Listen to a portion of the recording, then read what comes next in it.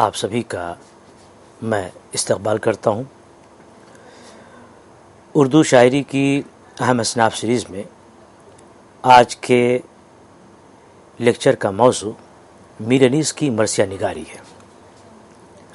آپ کو معلوم ہوگا کہ اس سے پہلے میں نے مرثیے کے فن اور اس کے اجزاء ترکیبی کے علاوہ دکن اور شمالی ہندوستان میں مرثیے کی روایت اور ارتقاء پر قدر تفصیل سے بات کی تھی۔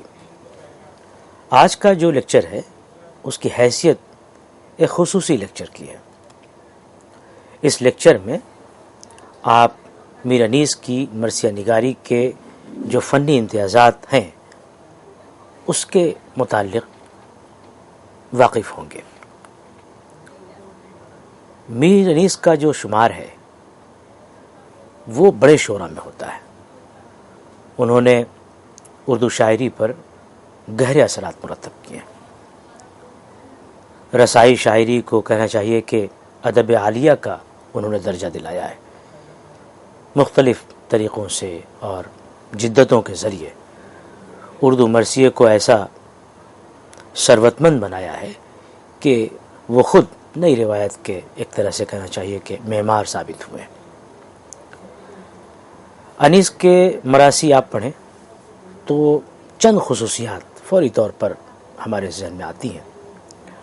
ان میں زبان کی سلاست اور اس کی روانی، غیر معمولی ذخیرہ الفاظ، یعنی ہر موقع کے لیے الگ الفاظ، ہر طرح کے جو مختلف جذبات ہوتے ہیں، مختلف مناظر ہیں، تو اس طرح سے ان کے ہاں جو غیر معمولی ذخیرہ الفاظ ہے اس کی طرف ہماری نظر جاتی ہے۔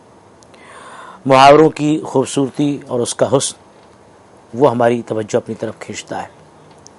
کردار نگاری اور اس کے علاوہ جو مربوط بیان ہے، یعنی مختلف واقعات کے درمیان ایک جو وحدت ہے، ایک ارتباط ہے، یہ جو چیزیں ہیں میر انیس کے ہاں، ان کی طرف ہمارا ذہن جاتا ہے۔ اچھا، ان کے مرثیوں کے علاوہ آپ دیکھیں کہ مرثیوں سے قطع نظر ان کے سلاموں میں جو سود و گزاز ہے اور جو غنائیت ہے وہ بھی لائق توجہ ہے۔ سلام کے علاوہ ان کی رباعیوں میں واردات اور واقعات کی جو رنگا رنگی ہے وہ بھی ہمیں اپنی طرف کھینچتی ہے۔ مختصراً یہ کہہ سکتے ہیں کہ انہوں نے صنف مرثیہ کو ایسی بلندی عطا کی ہے جہاں وہ دوسری اہم اصناف سخن کے برابر نظر آتی ہے، اور کئی معاملات میں تو بالکل منفرد نظر آتی ہے۔ خاص طور سے جو رزم کا معاملہ ہے وہاں وہ بالکل الگ نظر آتی ہے۔ تو میر انیس کا جو امتیاز ہے وہ اس بات میں پنہا ہے کہ انہوں نے تجربہ اور انحراف کے ایسے نئے اور جاندار رجحان کا آغاز کیا جس کا اثر نہ صرف یہ کہ مرثیے پر دیر تک قائم رہا بلکہ اردو کی دوسری اصناف سخن بھی اس سے متاثر ہوئے بغیر نہیں رہ سکی۔ یہ بالکل درست بات ہے کہ میر انیس سے پہلے جو لوگ تھے، خاص طور سے ان کے جو تین پیشرو تھے، یعنی خلیق، ضمیر اور فصیح، انہوں نے جو اپنے مراثی میں اظہار کی سطح پر اور موضوعات کی سطح پر باتیں روا رکھی ہیں وہ ان کو ورثے ملی تھی، لیکن بالآخر جو حیت ترکیبی یعنی مسدس کی حیت اور اس کے اندر جو چیزیں بیان ہوتی ہیں اس پر آپ دیکھیں گے تو میر انیس کی جو چھاپ ہے وہ گہری نظر آتی ہے۔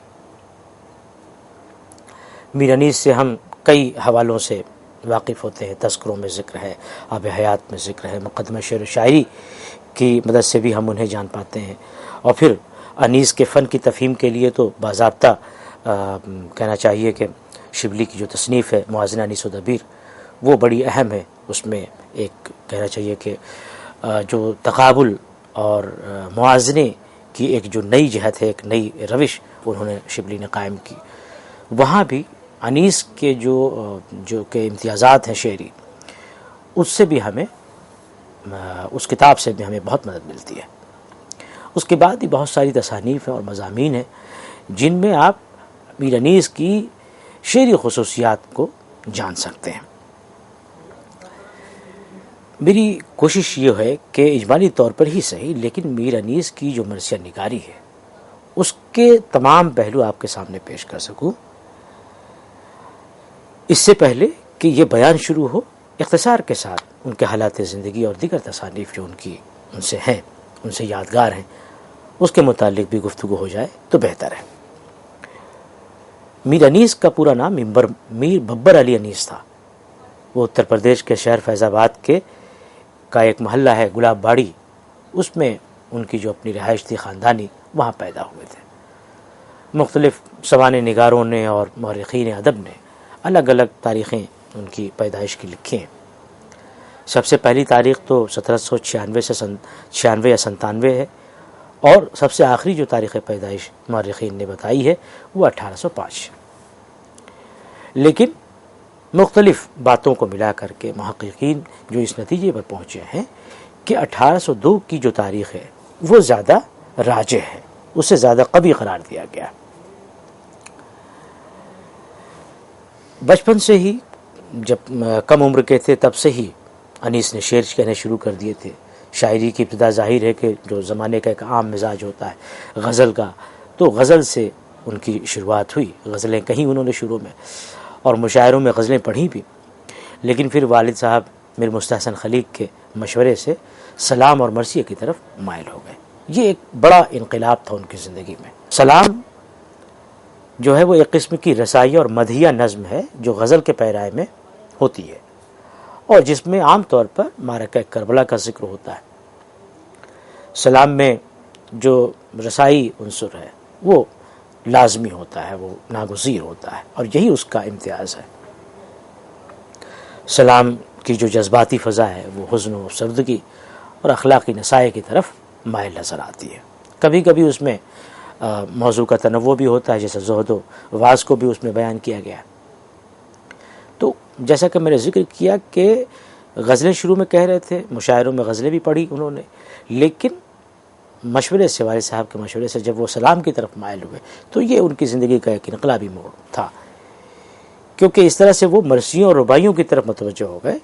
کچھ غزلیں بعد کے زمانے میں ملتی ہیں، اور پتہ چلتا ہے کہ غزلوں کا ایک چھوٹا دیوان بھی ان کا ہو گیا تھا، لیکن انہوں نے اسے ضائع کرا دیا۔ کچھ غزلیں آج بھی چند تذکروں اور ذاتی بیاضوں کی وجہ سے محفوظ ہیں، اور حوالے کے لیے آپ انیسیات جو کتاب ہے اس میں، یا پھر اردو مرثیہ اودھ میں، اس میں کچھ غزلیں ان کی منقول ہیں، تو اسے آپ دیکھ سکتے ہیں۔ غزل کے علاوہ کئی سو سلام ان کے ہیں، اور 500 سے کچھ اوپر ان کی رباعیاں بھی ہیں، تو ان کی یہ خدمت بھی غیر معمولی ہے، یعنی سلام اور رباعیوں کے سلسلے میں جو ان کی خدمات ہیں وہ بھی غیر معمولی ہیں۔ لیکن یہ ہم جانتے ہیں کہ ان کے مرثیوں نے ان کے سلام اور ان کے جو ہے ان کی رباعیوں کو پیچھے ڈال دیا۔ جب ہم ذکر کرتے ہیں انیس کا تو فوراً ہمارے ذہن مرثیہ ابھرتا ہے۔ تو اس زمانے میں ایک یہ رواج تھا کہ جب عزاداری اور جو مرثیہ کی محفل ہوتی تھی تو اس میں جو مہمان مرثیہ گو ہے اس کے پڑھنے سے پہلے جو نوآموز شاعر ہے اس سے پڑھوایا جاتا تھا، یعنی مرثیہ جسے پیشخوانی کہتے تھے۔ آپ نے دیکھا ہوگا کہ مشاعروں میں آج بھی، پہلے کے زمانے میں بھی، کہ جو نوآموز شعراء ہوتے ہیں، جو نئے شعراء ہوتے ہیں، شعر و سخن کی دنیا میں نووارد جو ہوتے ہیں، ان کو پہلے موقع دیا جاتا ہے، اور جو استاد شاعر ہے، جو کہنہ مشق شاعر ہے، تو استاد شاعر کو سب سے اخیر میں پڑھوایا جاتا تھا۔ اور یہ مرثیے میں بھی یہ چیز ایک طرح سے تھی کہ یہ یعنی ایک طرح سے وہ تربیت گاہ بھی ہے، وہ مشاعرہ جہاں پہ شعراء جو ہے نئے جو شعر کہنے والے ہیں شعراء ہیں ان کی تربیت ہوتی تھی۔ اسی طرح سے مرثیے میں بھی آپ دیکھیں کہ نئے شاعر کو موقع دیا جاتا تھا، جسے ہم پیشخوانی کہتے ہیں، کہا جاتا تھا۔ تو میر انیس نے پیشخوانی بھی کی ہے کئی موقعوں پر، اور اس کی وجہ سے وہ مشہور بھی ہوئے۔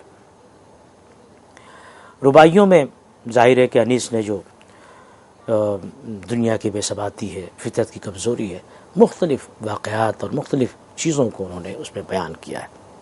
انسان دوستی کے جذبے کو بیان کیا ہے، خیر و نیکی کی جو آفاقیت ہے، جو ہمگیری ہے، اس کا بھی بیان ہے ان کی رباعیوں میں۔ تو بڑی تعداد میں ایسی رباعیاں بھی ہیں جن میں آپ دیکھیں کہ کربلا کے واقعات کا بیان ہے۔ کچھ رباعیاں ایسی ہیں جن میں خود شاعر کی ذات اور اس کے فن کا بیان ہے۔ بہرحال تو سلام اور یہ رباعیوں کا تو بیان ہے ہی، لیکن انیس کا معاملہ یہ ہے کہ ان کو جو شہرت ملی وہ ان کے مرثیوں کی وجہ سے ملی۔ تو اب یہ جانیے کہ کتنے مرثیے لکھے۔ تو بہرحال یہ ہے کہ اس سلسلے میں کہ کتنے مرثیے لکھے یہ تو قطعی طور پر بتانا بہت مشکل ہے، لیکن بہرحال ایک اندازہ ہے کہ انہوں نے 2000 مرثیے لکھے ہیں۔ انتہائی پرگو شاعر تھے اور 2.5 لاکھ اشعار کہے ہوں گے۔ انیس کے جو مرثیے ہیں وہ مجلد شکل میں ضمیر و فصیح کے مراثی کے ساتھ ممبئی سے 1852 میں شائع ہوئے تھے۔ ایک اور ایسا ہی جو مشترک مجموعہ تھا جس میں اور شعراء کے بھی کلام تھا، وہ بھی بمبئی سے ہی چھپا تھا۔ اس کے علاوہ انیس کے مرثیہ ود اخبار پریس لکھنؤ سے چھپے انیس کے مرثیوں کی جو پہلی جلد ہے وہ نومبر 1876 میں منظر عام پر آئی تھی، جس سے انہیں کافی شہرت ملی تھی۔ 1880 سے 82 کے درمیان میں ان کے مرثیوں کی کئی جلدیں منظر عام پر آئیں۔ نظامی پریس بدایوں نے نظم طباطبائی سے مراثی انیس کی تدوین کرا کے 3 جلدوں میں شائع کیا۔ 1928 میں رامپور سے عروس سخن یا جواہرات سخن کی اشاعت ہوئی۔ تو اس طرح ہم دیکھتے ہیں کہ نہ صرف یہ کہ ہندوستان میں بلکہ پاکستان میں بھی اور بھی اداروں نے اور انڈیویجولز نے، بہت لوگوں نے اپنے طور پر اپنی تحقیقی دلچسپیوں کے باعث انیس کے مراثی کو ترتیب دے کر شائع کیا۔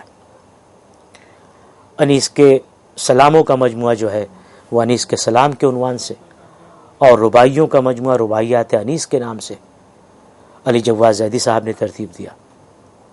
انہوں نے سلام اور رباعی کے فن پر تفصیلی گفتگو بھی کی ہے اور متون کے جو اختلافات ہیں انہیں بھی تحریر کیا ہے۔ مراثی کے 2 مجموعے صالح عابد حسین نے بھی مرتب کیے تھے۔ تو بہرحال یہ انیس کی جو تصنیفات خاص طور سے جو مرثیے کے سلسلے میں اور رباعی اور سلام کے سلسلے میں ہے، اس کی ایک اجمالی تفصیل آپ کے سامنے پیش کی گئی۔ انیس کی جو شاعرانہ عظمت ہے اس کی ایک دنیا قائل ہے۔ وہ ہمارے جتنے بھی ناقدین رہے ہیں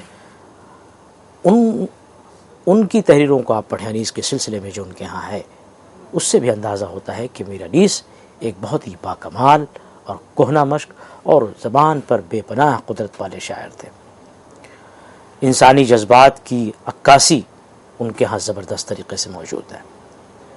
آزاد ہیں، حالی ہیں، شبلی ہیں، ان جیسی اہم شخصیتوں نے انیس کے جو شعری امتیازات ہیں اور جو خصائص ہیں ان کی وضاحت کی ہے۔ حالی نے مقدمہ شعر و شاعری میں قصیدے کا جب وہ بیان کر رہے ہیں اس پہ مرثیے کے سلسلے میں بھی کئی اہم باتیں لکھی ہیں۔ جیسے ایک اہم بات یہ لکھی کہ مرثیے پر یہ کہا کہ اس میں زیادہ تر متوفا شخص کے محامد بیان ہوتے ہیں، اس کے فضائل بیان کیے جاتے ہیں، تو مدح کا اطلاق اس پر بھی ہو سکتا ہے۔ فرق کیا ہے کہ قصیدے میں کیا ہوتا ہے کہ زندہ لوگوں کی جو تعریف ہوتے ہے اسے قصیدہ بولتے ہیں، اور مردوں کی تعریف کو جس میں تأسف اور افسوس بھی شامل ہوتا ہے اسے مرثیہ کہتے ہیں۔ حال ہی کا ہی اقتباس ہے کہ ہمارے قصائد کی حالت تو ناگفتہ بے ہے، البتہ ہمارے مرثیے نے ایک خاص قسم کی نمایاں ترقی ظاہر کی ہے، انکوٹ۔ ایک آدھ کوٹ اور ان کا حال ہی کا جو مقدمہ شعر و شاعری میں درج ہے وہ آپ دیکھیں کہ میر انیس نے اس طرز کو معراج کمال تک پہنچا دیا۔ اردو شاعری میں جو کہ مدت سے بے حس و حرکت پڑی تھی، تموج بلکہ تلاطم پیدا کر دیا، انکوٹ۔ اس خاص طرز کے مرثیے کو اگر اخلاق کے لحاظ سے دیکھا جائے تو بھی ہمارے نزدیک اردو شاعری میں اخلاقی نظم کہلانے کا مستحق صرف انہی لوگوں کا کلام ٹھہر سکتا ہے، بلکہ جس اعلیٰ درجے کے اخلاق ان لوگوں نے مرثیے میں بیان کیے ہیں ان کی نظیر فارسی بلکہ عربی شاعری میں بھی مشکل سے ملے گی، انکوٹ۔ تو یہ حالی کا بیان ہے مرثیے کے سلسلے میں بھی اور انیس کے سلسلے میں بھی۔ دوسری طرف آزاد نے جو انیسیہ اور دبیریے تھے، انیسیہ دبیریے یعنی کہ جو انیس کو ماننے والے تھے، ان کو چاہنے والے تھے، طرفدار تھے، دبیر کو جو چاہنے والے تھے وہ دبیریے تھے جو ان کے طرفدار تھے. تو آزاد نے انیسیوں اور دبیریوں کی چشمکوں اور ان کی جو معرکہ آرائی رہی ہے اس کا ذکر کرتے ہوئے دونوں فریق کے دلائل پیش کیے، اور یہ کہا ہے کہ کوئی ایک طرف فیصلہ یہ نہیں کہہ سکتا کہ یہ بہتر ہے اور یہ کم بہتر ہے. انیسیے وہ یہ کہتے ہیں کہ انیسیے جس بات پر فخر کرتے ہیں وہ کیا ہے کہ انیس کے ہاں صفائی کلام موجود ہے، بیان کا حسن موجود ہے، محاورے کا لطف ہے اور سہل ممتنع کی کیفیت پائی جاتی ہے، اور اس وجہ سے انیس با کمال ہیں اور انیس جو ہے ممتاز ہے. دوسری طرف دبیریے وہ الفاظ کی شوکت الفاظ کو، تخیل کی بلند پروازی کو اور مضمون کی باریکی اور اس کی نزاکت کو قابل افتخار سمجھتے ہیں. تو آزاد نے یہ باتیں دونوں انیسیہ اور دبیریے کی جو معرکہ آرائی رہی اس کو پیش کیا اور اس کی دلیلیں دیں. آزاد نے یہ کہا کہ دونوں ہی عمدہ ہیں، کبھی کوئی کسی معاملے میں آگے نکل جاتا ہے تو کبھی کوئی دوسرے معاملے میں آگے نکل جاتا ہے. زبان کے معاملے میں انیس اور ان کے گھرانے کو آزاد نے مستند قرار دیا. آزاد ایک چیز اور کہتے ہیں، آزاد یہ کہتے ہیں کہ مرثیے میں جو اصلی چیز ہے وہ سود و گداز ہے. یہ وہی بات ہے جو دکن میں ہم نے پہلے لیکچر میں جو دکن اور شمال کے حوالے سے مرثیے کی روایت کے سلسلے میں نے آپ سے عرض کیا تھا کہ دکن میں جتنے مراثی ہیں آپ دیکھیں کہ ان کا ایک عام مزاج یہ سود و گداز کا ہے. آزاد مرثیے کو بھی، آزاد کے ہاں بھی مرثیے کی جو اصلی چیز ہے وہ سود و گداز ہے. اسی لیے وہ انیس و دبیر کے دور میں جو رزم بزم کا جو اضافہ ہوا ہے اور جو ایک تمطراق کے ساتھ ایک شان و شوکت کے ساتھ اس میں بہت ہی قوت اور توانائی اس بیان کو ملی ہے رزم و بزم کو، اس سے ان کا یہ ماننا ہے آزاد کا کہ مرثیے کا میدان بہت دور رہ گیا ہے. مجموعی حیثیت سے آزاد یہ کہتے ہیں کہ انیس و دبیر نے زبان کے دامن کو بہت وسیع کیا ہے اور اردو شاعری کو بلحاظ اسلوب، بلحاظ پیرائے بیان بہت ہی جدت، بہت ہی اس میں توانائی اور توانائی پیدا کی ہے اور اسے جاندار بنا دیا. انیس کے سلسلے میں شبلی کے مختلف بیانات کا جو معاصل ہے، جو لب لباب ہے، انہی کے الفاظ میں کچھ اس طرح ہے کوٹ کہ میر انیس کا کلام شاعری کی جملہ اصناف کا بہتر سے بہتر نمونہ ہے، اور کسی دوسرے شاعر نے اپنے کلام میں اتنے اصناف سے کام نہیں لیا. شبلی کی نظر میں انیس کا جو کارنامہ ہے وہ یہ ہے کہ اردو شاعروں میں سب سے بڑا ذخیرہ الفاظ استعمال کرنے کے باوجود وہ شاید ہی کوئی ایسا لفظ یا بندش استعمال کرتے ہوں جو موزوں نہ ہو. سینکڑوں مختلف واقعات بیان کرنے کی وجہ سے ہر قسم کے اور ہر درجے کے الفاظ ان کو استعمال کرنے پڑے ہیں، تاہم ان کے تمام کلام میں غیر فصیح الفاظ نہایت کم پائے جاتے ہیں. وہ ہر موقع پر فصیح سے فصیح الفاظ ڈھونڈ کر لاتے ہیں ان کو. تو یہ تو ہمارے بزرگوں کی باتیں ہو گئی ان کہ آزاد، شبلی اور حالی نے جو باتیں کہیں. ذرا آگے بڑھیں تو دور حاضر کے ادبا میں آپ دیکھیں کہ عالم السرور نے مولانا ابوالکلام آزاد کا یہ قول فخر کے ساتھ دہرایا ہے کہ غالب کی غزل اور انیس کا مرثیہ عالمی ادب کو اردو شاعری کی دین ہے. بہت مارکے کا جملہ ہے اور اسے فخر کے ساتھ، خوشی کے ساتھ عالم السرور نے مولانا آزاد کی اس بات کو نقل کیا ہے اور اس پر اضافہ بھی کیا ہے. یہ کہا کہ شاعری کے سارے معیاروں پر انیس پورے اترتے ہیں اور ان کی شاعری میں عظمت اس لیے ہے کہ وہ زندگی کی بعض بڑی قدروں کے علمبردار ہیں. یہ قدریں اعلیٰ اخلاقی قدریں ہیں. یہاں یہ بات عرض کر دینا ضروری ہے کہ میں انیس کی عظمت کا ان کے اخلاقی نقطہ نظر یا اخلاقی مواد کی وجہ سے قائل نہیں ہوں، بلکہ اس اخلاقی مواد کے فکر اور فن کی توانائی یا تخیلی ہم آہنگی کی وجہ سے ان کا قائل ہوں. انکوٹ. یہ علامہ السرور کا اقتباس تھا. تو ابھی آپ نے دیکھا کہ حالی شبلی، پھر آزاد حالی شبلی کے بیان کے بعد سرور کا یہ بیان علامہ السرور کا. اس سے آگے اور ذرا بڑھیں، اسی دور میں ہیں سید احتشام حسین وہ کہتے ہیں کہ میر انیس کوٹ کہ ان کی شاعری میں وہ خصوصیتیں پائی جاتی ہیں جو ایک عظیم فنکار کے لیے ضروری ہیں۔ مرثیوں میں ہر طرح کے لوگوں کی کردار نگاری ہوتی ہے، مگر انیس کا کمال یہ ہے کہ وہ ان میں سے ہر ایک کا ذکر ان کے مزاج اور ماحول کے مطابق کرتے ہیں۔ انکوٹ۔ سید احتشام حسین نے جو ان کی کتاب ہے اردو ادب کی تنقیدی تاریخ، اس میں انیس کے انسانی نفسیات سے باخبری کے ساتھ ان کی عظمت کے سلسلے میں اور بھی باتوں کا ذکر کیا ہے، جیسے کہ یہ بات کہی کہ انیس کا ذخیرہ الفاظ بہت زبردست ہے۔ اسی طرح سے اس بات کا بیان انہوں نے کیا کہ انسانی جذبات کے اظہار میں وہ انتہائی بلندیوں پر ہیں۔ ابھی مثالیں آئیں گی انسانی جذبات یا موقع محل کے اعتبار سے کسی کردار میں کس طرح کے جذبات ہونے چاہیے، تو انیس کا جو کمال ہے وہ اس میں ظاہر ہوگا۔ رام بابو سکسینہ نے جو ان کی کتاب ہے اے ہسٹری آف اردو لٹریچر، اس میں جنگ کے مناظر اور گھوڑے، تلوار اور 10 بدس جنگ کے بیان میں انیس نے جس طرح سے رزمیہ بیان کو برتا ہے، نبھا ہے، اس کی وجہ سے وہ انیس کے کمال کے معترف ہیں۔ وہ کہتے ہیں کہ انیس کے ہاں جذبات کی جو مصوری ہے وہ اس نے استادانہ رنگ لے لیا ہے، اس میں ایک استادی نظر آتی ہے، اور مناظر فطرت کی عکاسی میں وہ دنیا کے بہترین شعراء کے ہم پلہ نظر آتے ہیں۔ بہرحال کہاں تک کتنے شعراء کا ماہرین فن کا ذکر کریں گے، ان کی شاعرانہ جو عظمت رہی ہے اسے تسلیم کرنے والوں کی ایک بڑی فہرست ہے، طویل فہرست ہے۔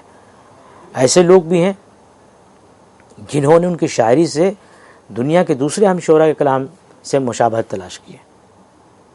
ایک ایسی کتاب ہے غلام امام کی جس کا نام ہے انیس اینڈ شیکسپیئر۔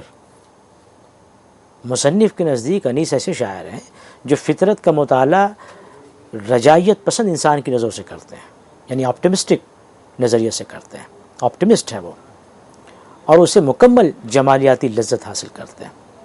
اس سے وہ جب انسان کی کمزوریوں اور کوتاہیوں کی طرف اشارہ کرتے ہیں یا بتاتے ہیں تو انسانی عظمت کو سامنے رکھتے ہیں۔